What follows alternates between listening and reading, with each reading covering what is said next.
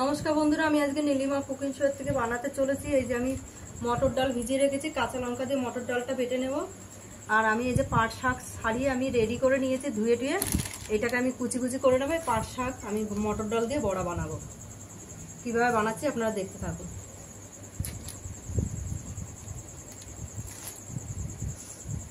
এই যে আমি খুব ছোট ছোট করে কেটে নেব, পকোড়ার মতন করে আমি বড়া বানাবো। এই যে এরকম করে ঝিরিঝিরি করে কেটে নেব। ডালটা বাটা আমার রেডি হয়ে গেছে। এবার আমি পরিমাণ মতো নুন দিয়ে দিচ্ছি,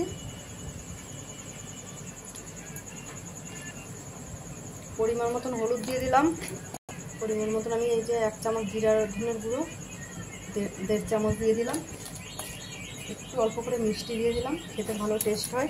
তাকে একসঙ্গে মেখে নেব। গ্যাসও জ্বালিয়ে দিলাম, কড়াইটা গরম হোক আর এদিকে আমি মেখে রেডি করি।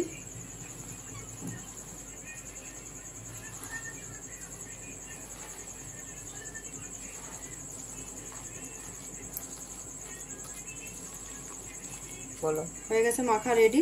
এবারে তেল দেব, কড়াইটা গরম হয়ে এসছে, দিয়ে দিচ্ছি আমি পরিমাণ মতন তেল।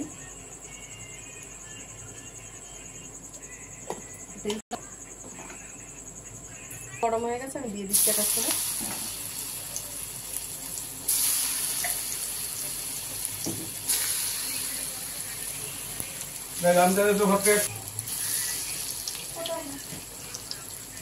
বন্ধুরা, এই যে পাট পাতা আর মটর ডালের বড়া, পকোড়া মতন বড়া করেছি। আপনাদের ভালো লাগলে আপনারাও এরকম বাড়িতে বানিয়ে ট্রাই করে দেখতে পারেন। নীলিমা কুকিং শোটিকে আপনারা সাবস্ক্রাইব, লাইক, কমেন্ট, শেয়ার করে দেবেন। আর ফেসবুকের বন্ধুরা আপনারাও লাইক, কমেন্ট, শেয়ার করে দেবেন। আর নীলিমা কুকিং শো বলে পেজ খোলা আছে, ওখানে আপনারা ফলো করবেন, লাইক, কমেন্ট, শেয়ার করে দেবেন।